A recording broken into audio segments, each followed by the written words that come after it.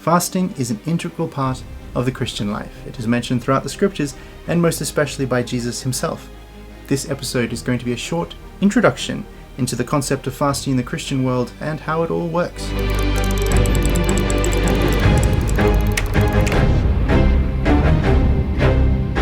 Fasting means to abstain from something, usually food. It is the willful leaving aside of something good in pursuit of something better. The chosen struggle in an attempt to journey towards something beautiful. It has been part of almost every religion for millennia, and there are references to this practice all throughout the Bible. In recent years, science has caught up with tradition, as it were, and now nutritionists, dietitians, and psychologists often prescribe various means of fasting for various forms of health. Fasting helps us physically, and it helps us mentally. It helps prepare ourselves to fight temptations, and it improves our overall well-being. With this additional scientific research and knowledge, it is easier than ever to fall into the error that many people do when it comes to fasting, and that is seeing Christian fasting as some sort of a diet. That if I follow this set of rules, then things will improve for me.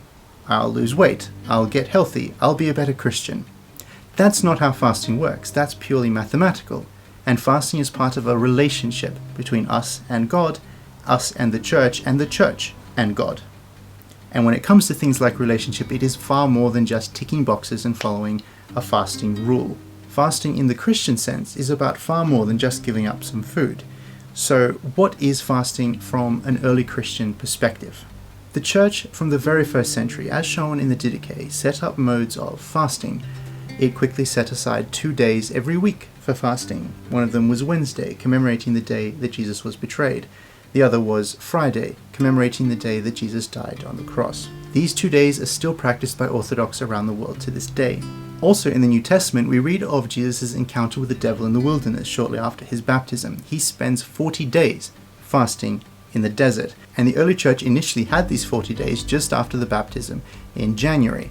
But eventually these 40 days were moved as the prelude to Easter Sunday, and this period is now known as Great Lent. Several other fasting periods grew up throughout the year, in the lead up to special events like Christmas, for instance, as well as periods where there was absolutely no fasting once those events had happened and while we were celebrating them. The Orthodox Church maintains to this day these various fasts and the fasting practices created in the early centuries of the church. Put simply, although there is more to it, it is a vegan diet, so we especially notice the absence of meat, milk, eggs, and cheese, things like that. An Orthodox Christian who follows all of the Wednesdays and Fridays and all of the fasts throughout the year fasts for almost half the year every single year.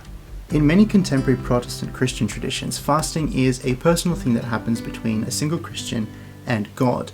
The Christian will give up something that they enjoy, that is pleasurable to them, in an attempt to grow closer to God. This can be food, it can be sweets, it can be video games or movies, things like that. It is a personal kind of fast.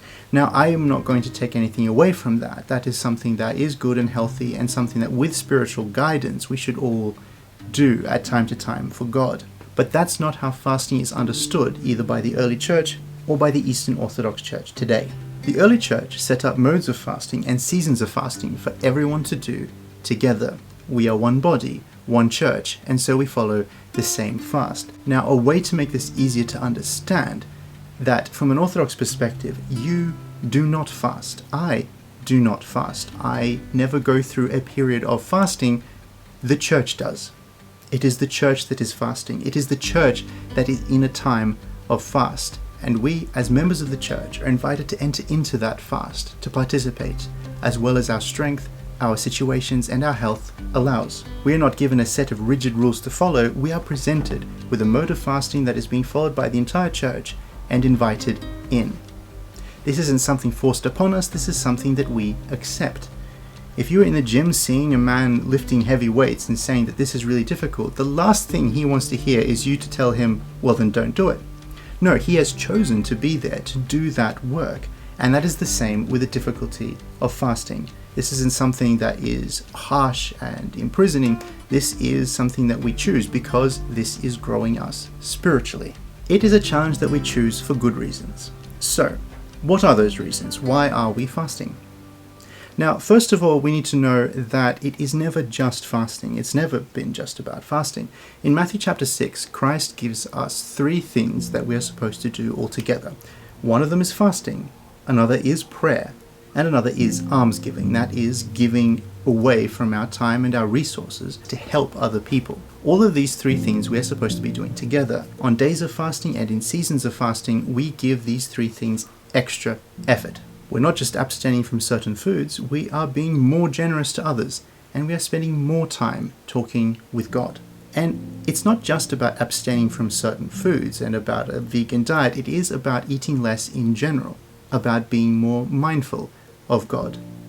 It's not just about saying, I won't eat that cheeseburger, it's about saying, I'm not eating that cheeseburger, and I am going to praise God while not doing it. It is a proactive thing, not just cutting something out. Jesus said, and the early church fathers all repeated, that we're not supposed to be depressed and down when we fast. Isaac the Syrian said we are to love fasting. Fasting is a challenge that grows us closer to God, both as individuals and as a community.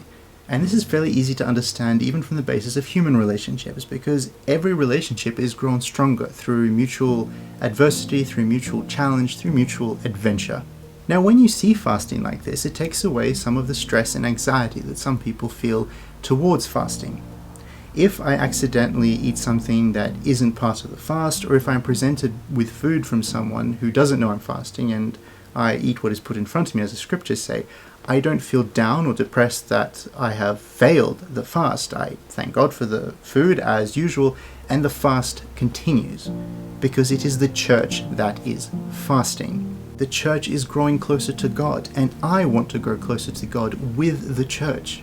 If it helps to see this through the lens of athleticism or music or things like that, do that, because an athlete is training to get better at being an athlete. A violinist is practicing to become a better violinist. And this is what Christians are doing when they are fasting. We are working and practicing to become better Christians together as a community, as a church.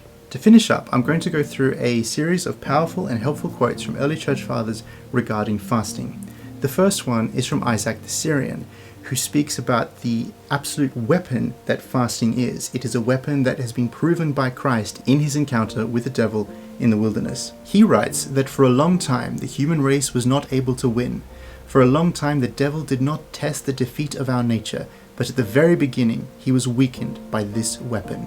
Our Lord was the leader and the first conqueror. He first delivered the victorious crown of our nature. Since then, whenever the devil sees that someone has this weapon, immediately he is afraid. Immediately he imagines and remembers that defeat which he underwent by the Savior in the desert. His power is destroyed and disappears.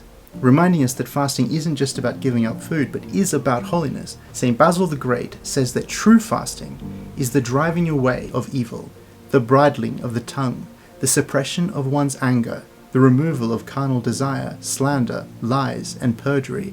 Abstaining from this is the true fast. In this fast are beautiful deeds. A recent Saint Tikhon elaborated on this true fast by saying that the physical fast is useful for us because it serves us in the killing of sinful desires, but the true fast is irrevocably necessary because the physical fast without it is just to eat nothing.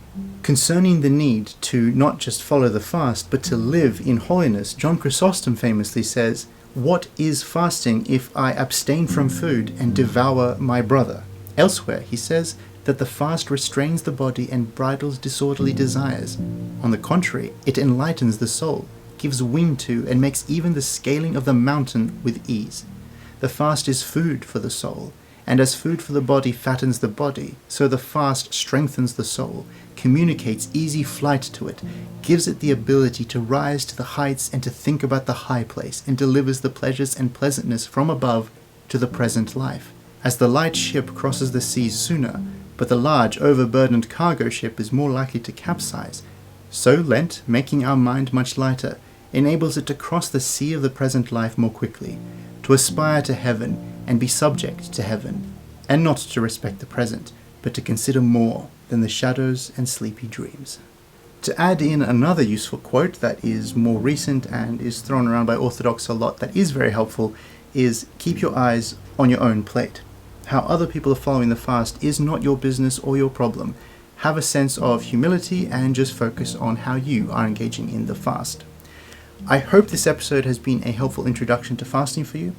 If you are not an Eastern Orthodox Christian and fasting is new to you in this whole way, don't just adopt the early church method of fasting straight away. This is something that works in tandem with Orthodox services, Orthodox prayers, and an Orthodox way of life. So don't just grab onto fasting and start doing it. Speak with a priest, talk about where you're at, and discover and learn how to engage in the fast of the church. May God bless you as you seek to go deeper into the joy and the beauty that is fasting, that is the life of the church. And may it grow all of us ever closer and ever deeper in the love of our Lord and Saviour, Jesus Christ. Thank you very much once again. This tea today is another rooibos tea. If you've been following this show for a while, you know that I have a partiality to rooibos tea. And this one is a mix of rooibos, cinnamon, wattle seed, and rose. And it is an excellent rooibos tea.